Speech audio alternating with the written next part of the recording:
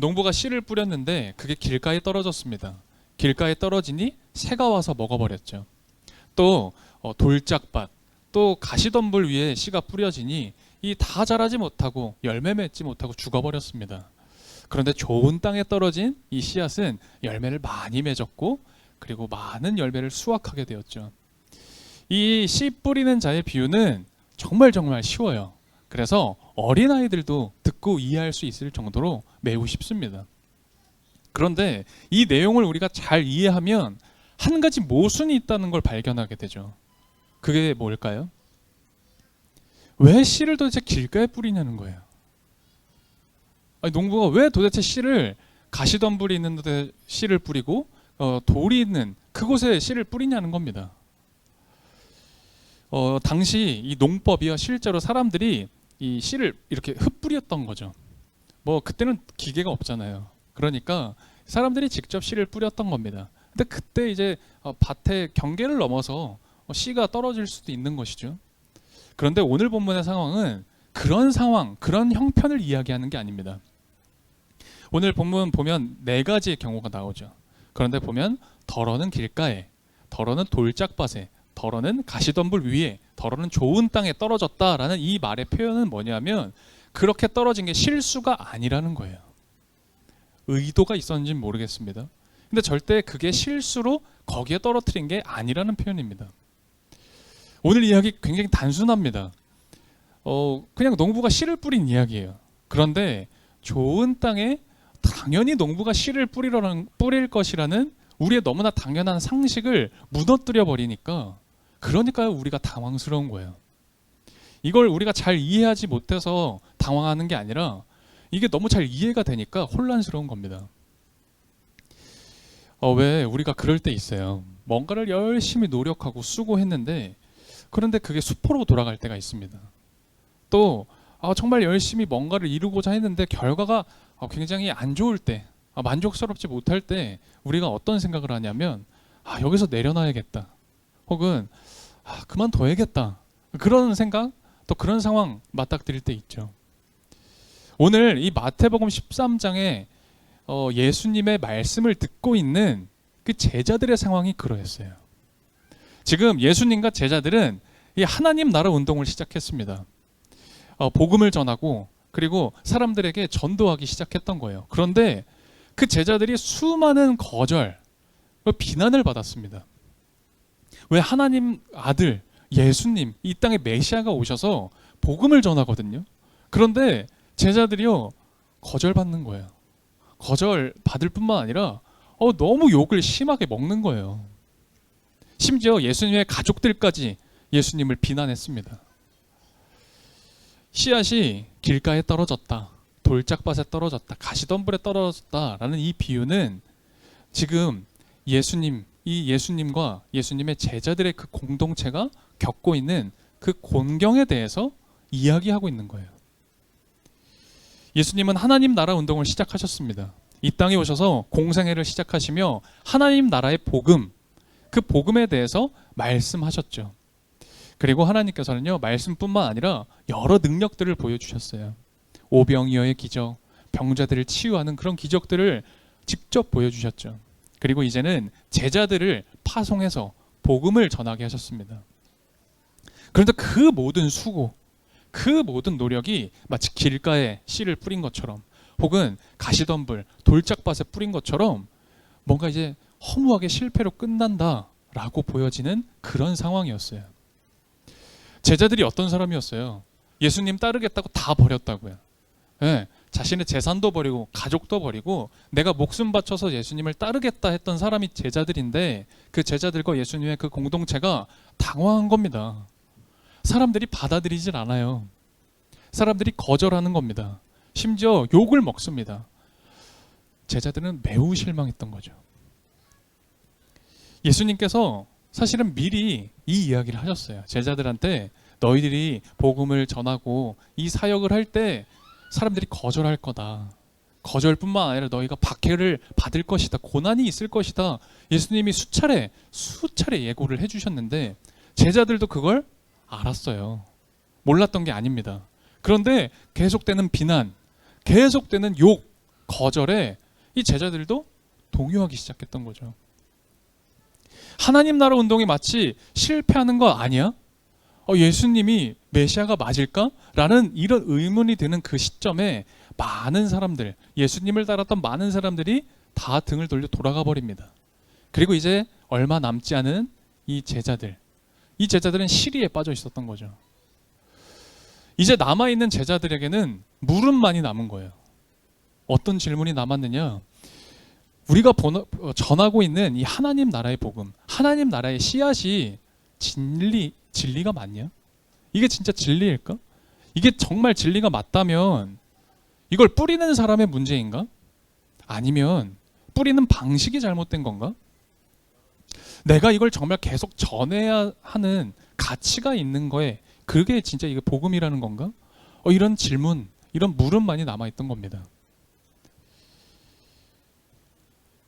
이 씨 뿌리는 자의 비유는 바로 그러한 그 현실, 그러한 상황 가운데 주어진 답변이었어요. 오늘 우리가 이 씨 뿌리는 자의 비유를 들으면요, 우리 안에는 이런 의구심이 생겼을 겁니다. 효율성에 관련한 문제가 우리 마음 가운데 생각이 들었을 거예요. 왜 그렇잖아요. 씨를 뿌리는데 좋은 땅에만 뿌려도 모자를 파네. 왜 길가에 뿌리고 돌짝밭에 가시덤불 위에 씨를 뿌리느냐. 이거 효율이 너무 떨어지는 거 아니에요? 여러분, 일의 성패는 효율에 달려있는 거잖아요. 효율이 떨어지면 일은 실패하기 마련입니다. 성패를 떠나서 씨앗을 너무 낭비하잖아요. 이 경제성의 원리도 다 위반합니다. 이렇게 가성비 떨어지는 일을 왜 하는지 모르겠어요. 우리 마음이 딱 그래요. 이 이야기를 들으면 가성비 떨어진다. 효율성이 떨어진다. 이 효율성이나 경제성의 원리는 이제 우리들에게 굉장히 상식입니다. 여러분들이 하는 일 혹은 하고자 하는 일, 어떤 상황을 맞닥뜨렸을 때 효율성이 떨어지거나 경제적이지 않다라고 하면 여러분들도 가치가 없다라고 판단할 때가 있으실 거예요. 이게 우리들의 상식입니다. 그런데 그 상식을 가지고 있는 우리들이다 보니 교회 안에서도 또 믿음 생활도 경제성을 따지고 효율을 따질 때가 있어요. 우리가 그런 생각을, 그런 가치를 가지고 있다 보니 오늘 이 말씀이 무슨 말씀이지? 왜 이상하지? 라고 받아들여지는 거예요. 오늘 길가에서 그리고 돌밭에서 가시덤불 위에서 싹을 틔우지 못하고 열매도 맺지 못한다라는 이 비유는 효율을 높여야 성공할 수 있다. 효율이 떨어지면 실패하는 거다. 경제적으로 똑똑하게, 경제성을 가지고 경제력으로 똑똑하게 일해야 성공하는 거다 라는 메시지를 전하고 있는 게 아니에요. 좋은 땅에 떨어진 아주 적은 양의 그 씨앗이 끝까지 살아남아 열매를 맺고야 만다라는 게 오늘 비유의 결말입니다. 그리고 그것이 예수님이 전하고자 했던 메시지죠. 좋은 땅에 덜어의 씨앗이 떨어졌습니다. 굉장히 소수였던 거죠. 근데 이 소수의 씨앗이 100배, 60배, 30배의 결실을 맺어서 열매를 맺었습니다. 씨앗 없이 사라져간 수많은 씨앗들의 그 손실을 상쇄하고도 남는 역전이 일어난 거예요. 야, 그거 다 실패야. 너네 지금 다 그거 헛수고하는 거야. 라고 말하는 그 무거운 흐름을 다 뒤집어버리는 반전이 있었던 거죠. 우리가 교회에서 30배, 60배, 이 100배라는 게 마치 축복의 법칙처럼 알려져서 우리가 그렇게 기도하고 그리고 그렇게 기도할 때 막 우리의 욕망을 자극합니다. 그래서 그런 축복을 달라 막 이렇게 우리가 기도할 때가 있어요. 그런데 이 30배, 60배, 100배라는 말은 물질적인 축복을 위한 말이 아닙니다. 오늘 본문에 나온 이 30배, 60배, 100배는 하나님 나라의 속성, 하나님 나라가 가지고 있는 속성인 바로 역전과 그리고 우리들이 맞이하게 될 그 하나님 나라의 아름다움과 풍성함을 드러내는 의미인 거죠. 우리가 수고합니다. 노력하죠. 그러니 내가 투자한 만큼 하나님이 나에게 보상해 주실 것이다. 30배, 60배, 100배의 보상을 허락해 주실 것이다라는 무슨 자기개발식의 어떤 이야기를 하고자 함이 아닙니다. 우리가 너무 그런 자기계발서에 빠져 있어서 성경을 그런 식으로 해석할 때가 있어요. 근데 오늘 본문은 그렇지 않습니다. 그런 이야기를 하는 게 아니에요. 사람의 실패와 실패할 수밖에 없는 우리들, 그리고 그렇게 실패하게 돕는 악의 여러 방해들을 다 뒤집어 엎어버리는 하나님의 나라의 그 역전이 무엇인지, 그리고 그 하나님의 나라를 우리가 어떻게 발견하고 찾아낼 수 있을지, 그 나라가 우리에게 어떻게 찾아오는지를 오늘 본문은 비유로 우리에게 전하고 있는 거죠. 처절한 실패처럼 보일 때가 있습니다. 그런데 그 모든 걸 뒤집어 엎어버리는 그 하나님의 나라가 오늘 여러분들에게 어떻게 찾아오는지, 하나님의 나라가 도대체 내 생활에서 어떻게 이루어지는지를, 그 방식을 오늘 비유로 전하고 계신 것이죠. 예수님께 한때는 많은 사람들이 몰려들었어요. 메시아가 왔다고, 하나님의 아들이신 예수 그리스도가 이 땅에 오셨다고 많은 사람들이 모였습니다. 이 많은 사람들은 기대했어요. 나의 소원과 나의 욕망을 이루어 주실 분이 오셨다. 아뢰기만 하면 모든 것을 다 들어주실 것이다. 그런데 예수님이 선포한 하나님의 나라는 자신의 소원이나 욕망을 들어주는 나라가 아니라는 걸 알고 많은 사람들이 떠나갔습니다. 아무 효력이 없는 씨앗 파종이 계속되고 있었던 거죠. 그러는 가운데 오늘 실망하고 시리에 빠진 제자들에게 예수님께서 좋은 땅에 대해서 이야기하십니다. 그리고 오늘 읽었던 것처럼 그 좋은 땅에 얘기하시고 18절과 23절에 그 비유를 해석해 주세요. 좋은 땅은 말씀을 깨달은 사람이다 라고 해석해 주세요. 오늘 우리가 읽었던 23절을 한번 다시 읽어볼까요? 마태복음 13장 23절, 우리 19페이지였습니다. 23절 우리 한 절 같이 읽겠습니다. 그런데 좋은 땅에 뿌린 씨는 말씀을 깨닫는 사람을 두고 하는 말인데, 이 사람이야말로 열매를 맺되 100배 혹은 60배 혹은 30배의 결실을 낸다. 아멘. 이 마태복음 13장에는 계속 비유로 말씀을 하십니다. 그리고 그 비유를 다 마치신 후에 제자들에게 예수님이요, 이것을 다 깨달았냐?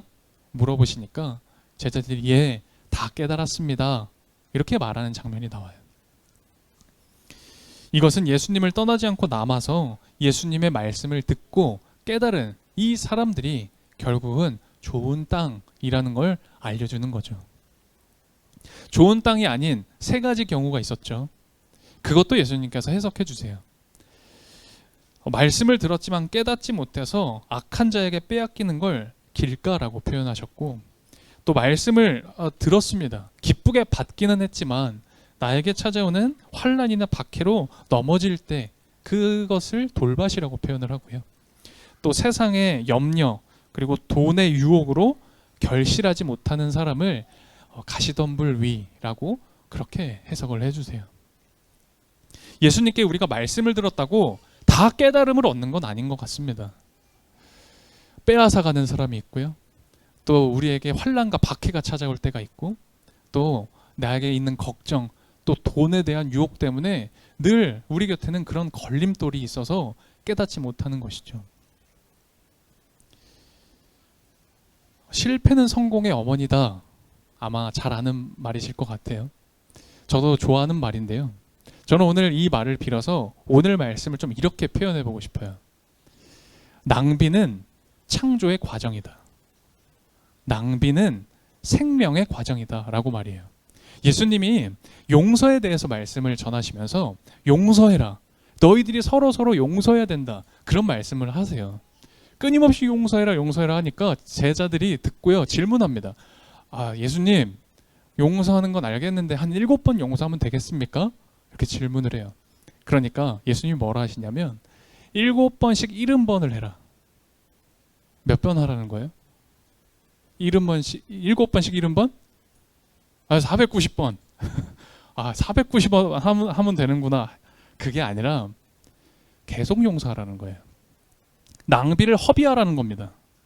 오늘 길가에 떨어지고 가시덤불, 돌짝밭에 떨어진 실패로 보이는 그 씨앗은 실패가 아니라는 거예요. 하나님 나라는 효율적인 전략, 경제성이 어떤 원리로 세워지는 나라가 아니라는 겁니다. 길가에 씨앗이 떨어져서요, 새가 먹어버렸어요. 농부의 수고가 헛되어 보입니다. 그런데 새가 그것을 먹었잖아요. 이 씨앗은 새의 양식이 돼서 생명의 일을 한 거잖아요. 이 씨앗의 본래 고유의 목적이 뭐예요? 양식이 되거나 생명이 되는 것 아닙니까? 또한 이 씨는 새들이 먹고 나서 생각하지도 못한 곳에 배설물을 통해 다시 씨앗이 자라고 나무가 되기도 하죠. 새에게 먹힌 이 씨앗은 헛되이 사라진 게 절대 아닙니다. 돌밭에 떨어지고 그리고 가시덤불 위에 떨어진 그 씨앗도 싹은 틔었지만 열매는 맺지 못하고 말라 죽잖아요. 물론 농부의 목표에 도달하지 못했습니다. 하지만 그들은 땅에 떨어져 말라 죽었지만 땅을 비옥하게 합니다. 거친 땅을 기름지게 해서 다시 열매를 맺을 수 있게 밑거름이 되는 거죠. 이사야는 이런 말씀을 선포합니다. 하나님의 입에서 나간 말씀은 헛되이 돌아오지 않고 반드시 뜻을 이룬다. 아멘. 어떤 땅에 떨어진 씨앗이든 어떤 땅에 떨어진 말씀이든 그 뜻을 반드시 다 이루는 겁니다. 우리가 하나님의 나라를 소망합니다. 그리고 하나님 나라를 이루고자 열심히 수고하고 노력하는데요. 그런데 우리들의 밭이요, 때로는 가시밭길 같을 때가 있어요. 돌짝밭에 넘어질 때가 있습니다. 우리가 정말 선한 수고와 선한 마음으로 인내하고 있는데, 근데 우리의 그 모든 것이 마치 다 덮어진 것처럼 죽음의 현장을 만날 때가 있고요. 죽음과 같은 상황을 우리가 계속 맞닥뜨릴 때가 있습니다. 그러나 하나님의 나라는 그 나라는 무덤을 열고 일어서는 나라입니다. 하나님의 나라는 그 모든 것을 뒤집어 엎어버리는 반전이 있는 나라예요. 하나님의 나라가 반드시 올 것이라고 소망하고 그 나라를 믿는 사람들을 통해서 그렇게 반전을 일으키시고 세워가시는 나라, 바로 저와 여러분을 통해서 이루어가시는 나라가 하나님의 나라입니다. 씨앗을 뿌리는 농부의 손길은 지금도 계속 되고 있습니다. 아직 그 손길은 멈추지 않았어요. 우리가 하나님 나라의 씨앗을 심는 좋은 땅이 되었으면 좋겠습니다. 저와 여러분이 그런 좋은 땅이 되어서 30배, 60배, 100배의 그런 반전을 경험하는 하나님의 나라 살아갔으면 좋겠습니다. 그런 하나님의 나라를 누리는 오늘 평화교회가 되기를 간절히 소망해 봅니다. 오늘 말씀 기억하며 함께 기도드리겠습니다. 우리는 하나님 나라를 꿈꾸고 소망하는 사람들이죠. 하나님의 나라, 천국, 죽으면 가는 거 아니냐고요? 맞아요. 그것도 맞죠. 그러나 우리가 살고자 하는 하나님 나라는 바로 우리의 현실, 오늘의 상황입니다. 그래서 예수님께서 그런 우리들에게 씨 뿌리는 자의 비유를 들려주신 겁니다. 오늘도 주어진 하루를 하나님 나라로 잘 살아가라고, 돌밭과 가시덤불 같은 이 세상, 복음의 씨앗, 말씀의 씨앗이 나에게 뿌려져 좋은 땅으로 열매 맺고 살라고, 하나님이 이루시는 역전과 풍요로움 누리고 나누며 살라고 말이에요. 비난과 거절, 실패로 시리에 빠졌던 제자들이 오늘 예수님의 이 비유를 들었습니다. 그리고 이 비유를 깨달았는데요, 제자들이 이 비유를 듣고 힘을 냅니다. 제자들이 이 비유를 듣고 다시 하나님 나라의 소망을 가졌어요. 여러분의 삶에 실패가 있습니까? 좌절되는 상황 혹은 실망하는 것들이 있으셨습니까? 오늘 말씀을 들은 우리들에게도 그 깨달음 허락해 주시길 기도드렸으면 좋겠어요. 그 깨달음이 그 어떤 세상의 위로보다 나에게 위로와 힘이 되길 간절히 바라며 하나님 나라를 소망하며 우리 기도드렸으면 좋겠습니다. 그래서 하나님의 나라가 나의 삶에 세워지기를 간절히 소망했으면 좋겠습니다. 함께 이 시간 기도드리겠습니다. 주님, 얼굴빛이 환한 사람을 만나면 우리 속에 꽃이 피어납니다. 언어가 다정한 사람을 만나면 우리 마음도 부드러워집니다. 그러나 우리는 그런 사람과 만나기를 바랄 뿐 자신이 그런 사람이 되어야 함을 잊을 때가 많습니다. 말씀을 통해 우리 마음에 심겨진 생명의 씨앗, 복음의 씨앗, 하나님 나라의 씨앗이 발아되어 이 땅을 하나님 나라로 살게 해주십시오. 시리에 빠졌던 제자들에게 말씀해 주시고 그들이 하나님 나라 씨앗이 심겨진 땅이 되었던 것처럼 우리도 주님이 심겨진 땅이 되게 해주십시오. 이 세상 삶이 하나님 나라가 될 수 있음을 전하는 그런 하나님 나라의 열매가 되게 해주십시오. 오늘도 정성을 담아드리는 봉헌을 기뻐 받아주십시오. 이것이 쓰이는 곳에 하나님 나라의 씨앗이 심기고 생명을 살리며 복음의 열매를 맺도록 도와주십시오. 예수 그리스도의 이름으로 기도드립니다. 아멘.